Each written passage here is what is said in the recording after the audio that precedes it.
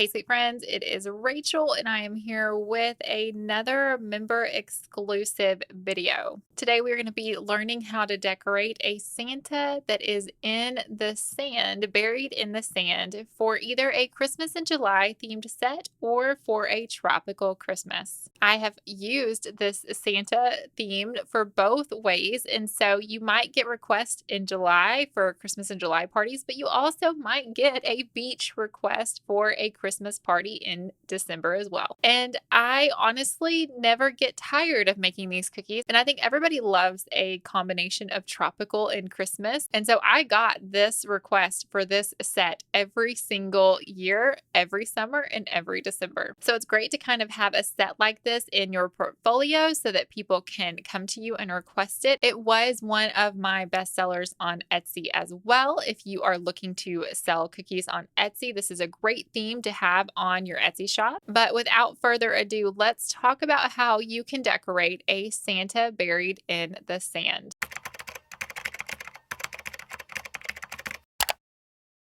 Now, I chose to do this on one of our plaques, but really you can do a Santa buried in sand on any shape, on any plaque. You can do a circle, you can do an oval, you can do a zero, you can do a dinosaur egg, an egg shape of any kind. You can do a plaque of any kind. You can do a rectangle, you can do a square. Literally, if you have cookie cutters, you probably have a shape already that you can do this on. So don't buy a special cookie cutter for this design. Definitely look at what you have and see what can work to bury your Santa in sand. I did like for this one to be on the long side. So that's the only thing, is you definitely want maybe a longer cookie cutter, but really anything will work. Any shape or size, just as long as you can have enough room to put his toes and put his belly and put his face all on one cookie. That being said, the first thing that you're going to want to do for this design is to outline and flood the area that is his belly and the area that will be his face peeking out of the sand. And obviously the reason for this is because that is going to be a different section than your flood. And so I preferred to do that first instead of doing my flood and then filling in and leaving an area that was empty and filling that in. I personally preferred to do those sections first and then flood around it. Another reason for that is because those sections of icing are so small, it does not take any time at all to let that icing dry before you can flood your cookie. Whereas if you were to do your flood first, you would have to let your flood dry for a really long time before you can come back and pick up your cookie and add in his skin tone to do his belly and his face. So that's why I preferred to do it the other way as well, is because that's a really quick drying time. I don't have to let it dry very long before I can flood it. And then I can have the really long period of drying before I have to touch the cookie again. And for your Santa's skin tone, just double check with your client. If you're making this for a client, make sure that they provide you with what skin tone for Santa that they would like. In this case, my client requested a kind of a lighter skin tone, but you can do any skin tone that your client requests for Santa Claus. Now, I do have something here that I would have done differently. When I flooded this section, I chose to flood in brown because I knew I was going to be covering up the entire flood with sand. But the problem is that I didn't account for my icing very well. And so because of that, I chose to use brown here when it would have looked better to have a tan color underneath the sand. But I was afraid I was going to run out of tan icing. And so that's why I decided, it doesn't matter. It's going to be covered up with sand anyway. I'm just going to choose brown here because I had a whole lot of brown icing that I could use to flood cookies. And it really, you can see it in the end result. You can see the brown underneath, at least on the sides of the cookie, you can see the brown. And so I felt like that took away a little bit from the fact that this is supposed to be sand all around Santa. So don't use brown here. That's my recommendation. I recommend that you use a lighter color here, like the same color as if you're using a light-skinned Santa. Just make sure you're using a color that more resembles the sand and not dirt. Learn from my mistake. But whatever color you're using, you are going to outline the entire cookie and then you're going to fill it in. Now, don't overfill. You don't want to go too far onto Santa's face and Santa's belly. You definitely want those to still kind of stick up on their own. In fact, if I were to do this again, I probably would have made the Santa belly stick out even further. I would have added more icing there because Santa's got a large belly full of jelly, right? And so I would have rather Santa's belly stuck out further like a mound. So I would have added more icing there, or I would have built it up with something underneath so that Santa's icing belly could have stuck up more. So I probably could have maybe even double layered the icing there so that he had more of a round belly. But it really doesn't matter. You're still going to get the same effect. But that's just a recommendation too. If you can build up his belly just a little bit more, that's always great as well. But don't overfill your flood where you're covering up his face and his belly. And you are going to want to let that icing dry for a little while because you are going to be putting sand on top of that icing. And we'll get to the sand mixture in just a second. But I know some of you are probably already thinking, why did I not put the sand on the flood icing so that it can just stick directly onto the flood? And then you don't have to add the sand later. And there's a few reasons why I don't do that anymore. When you have a large area like this, where it's basically your entire cookie that you are going to be covering with sand. If you add weight onto that flood, if you cover it with all of that graham cracker, which is our sand, which we'll talk about in a minute, if you cover all of that icing with your sand mixture, a couple of things can happen. One, your royal icing is really finicky and it might not dry completely if it doesn't have full access to air. So if you're covering up all of that royal icing and it doesn't have airflow because it's covered with the sand mixture, your icing may not dry. It's really devastating when you go to package it and they get messed up. And so you want to make sure that your icing gets to be able to be fully dry. And sometimes that sand mixture can prevent that from happening. But also, if you add weight to an area that has a lot of icing, a lot of flood, that weight of the graham cracker can actually force your icing off of your cookie. So your flood doesn't actually stay where it's supposed to, which is nice and neat on top of your cookie. And both of these situations have happened to me. Now, if it's a small section, absolutely, you can add your sand texture when your icing's still wet, and then you don't have to add it later. It'll dry. It'll be right there into your icing, which is really nice and convenient. But if you have that large amount of icing and you put all that weight of the sand on it, it's definitely going to spill over the edge of your cookie, which is just really sad and devastating. So all that work will just be,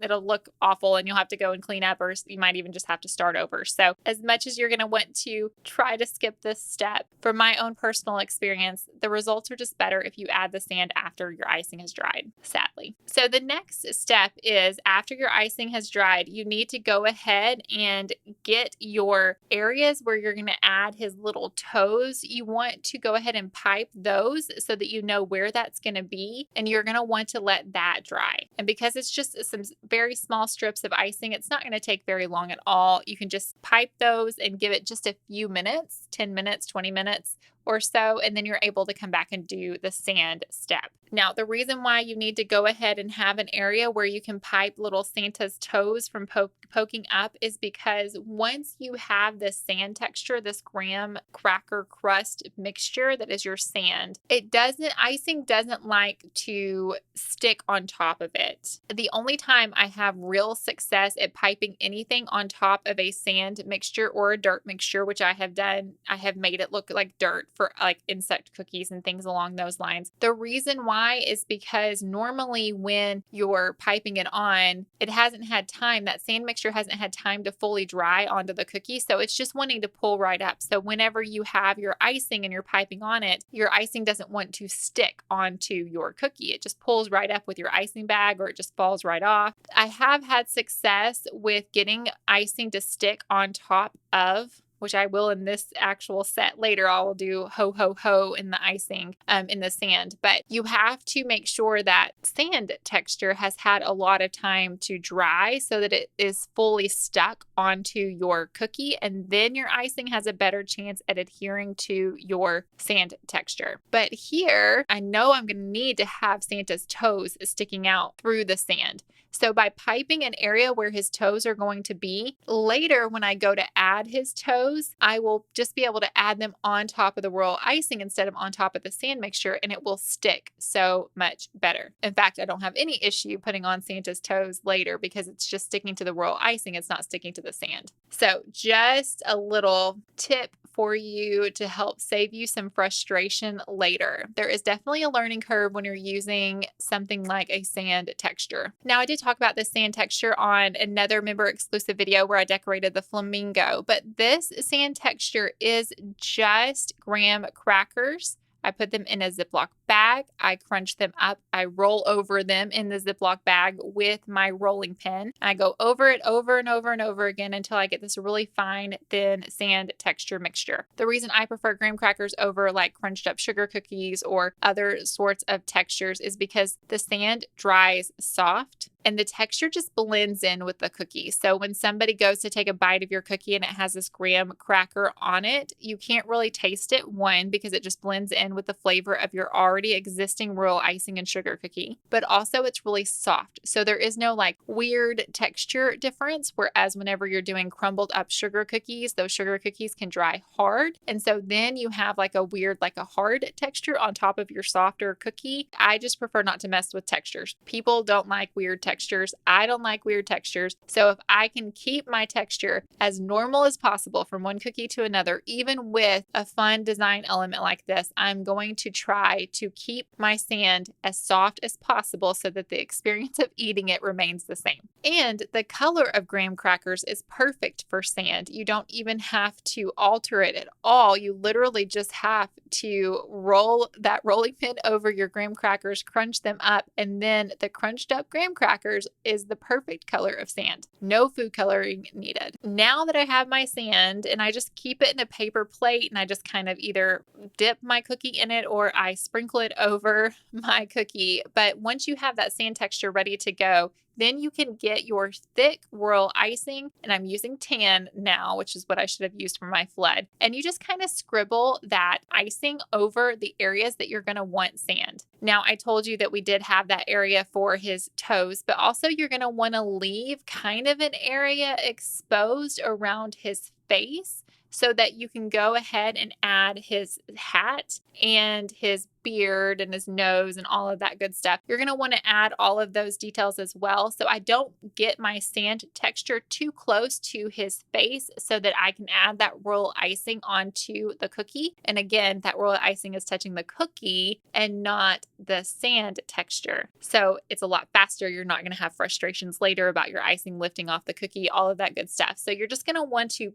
add the icing around the edges of your cookie and around the bottom, but leave space where you can still see the cookie underneath around his face and then in between his face and his belly because you're going to put his beard there. I get a paintbrush after I've got that thick icing down. I've got a paintbrush and I'm just going to push down that icing so it's nice and flat. And now my sand has something to adhere to onto my cookie. It's not going to stick if you don't add royal icing there to use as glue. And so you really need to have that thick icing, and I use a paintbrush and I just put that icing where I want it. And now I can sprinkle my sand over all of that area and my sand will stick to the cookie and start drying. And because my royal icing on the flood is completely dry, I don't have to worry about that royal icing not drying now because the sand texture is just on the top and it's only affecting just the new icing that I have on it. I can still get airflow around the bottom and airflow everywhere else on my royal icing for that base to keep drying, especially now that it's had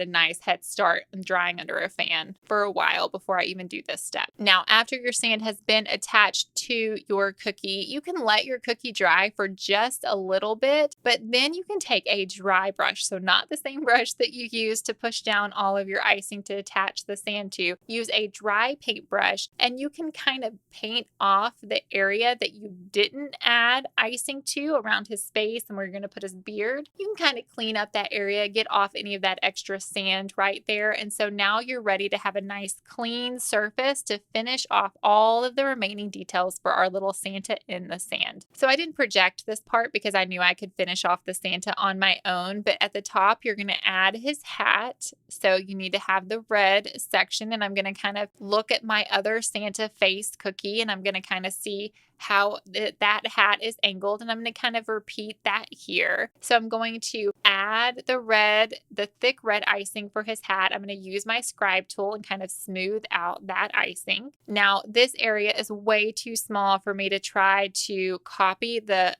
Hawaiian flower type look that I gave our tropical Santa face. This part is just way too small to do that. So I am instead going to just leave that Santa hat, just a normal Santa hat. He's in the sand, so it's still going to look like a tropical Santa, even with his normal red hat. But I am going to do the same thing. I'm going to add little cotton balls to the end of his hat, and I'm going to do that on this part.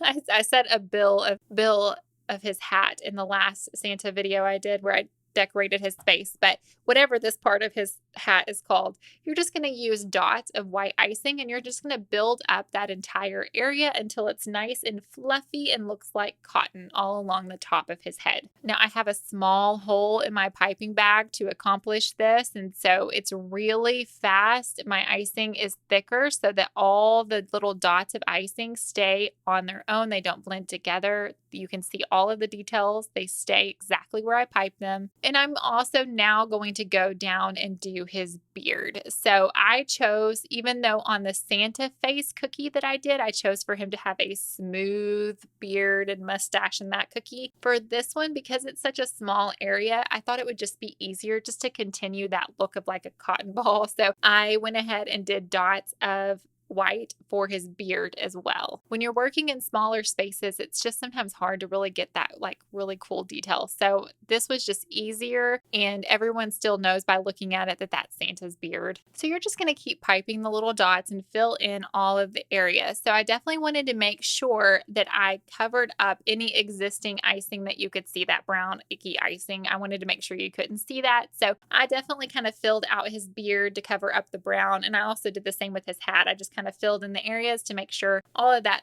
brown icing was covered up and you couldn't see it anymore. It's kind of hard to see here, but I think you can here. Along the edges of the cookie, if you look, you can see the shadow of the brown. So that's why I definitely recommend, because you can still see the brown around the edge of the cookie, use the lighter color to match the sand texture for your base of icing. Now, this is our tropical Santa, so instead of doing eyes, I'm going to do some sunglasses for him, which is the same thing I did on the Santa face cookie that I decorated. So again, I'm just looking at it and I'm not projecting this, and so I gave him a little nose first to kind of center his face, and then I went with my thick black icing and I just made him some sunglasses on either side of his little nose. But we're not done. We need to give Santa some toes, and so because we had those strips of royal icing at the bottom, we're just going to go add some dots along that strip to make it look like toes. So your first dot needs to be a little bit bigger of a dot than the rest of the dots so that you can tell that that's his big toe. And then obviously you need to make sure you count and only give him 5 toes. So 1 big dot and then 4 smaller dots on either side of his feet. And I didn't do it. I don't think I did. You can give Santa a little belly button if you want to give him a belly button. I think I thought that my sand was up a little bit too high on his stomach to give him a belly button, but you're more than welcome to do that with just some tan icing. And then I finished off our little Santa by putting a candy cane next to him on the sand. But that's it. Once my little candy cane next to Santa's belly is done, our Santa in the sand is complete. And this is always one of the designs that everybody loves. So if you are doing a Christmas in July theme or a tropical Christmas theme, this is a great one to throw in there because everybody loves a Santa buried in the sand. All right, sweet friends, that's it for this member exclusive. I will see you back here hopefully next week. And thank you so much for watching. See you later, friends. Bye-bye.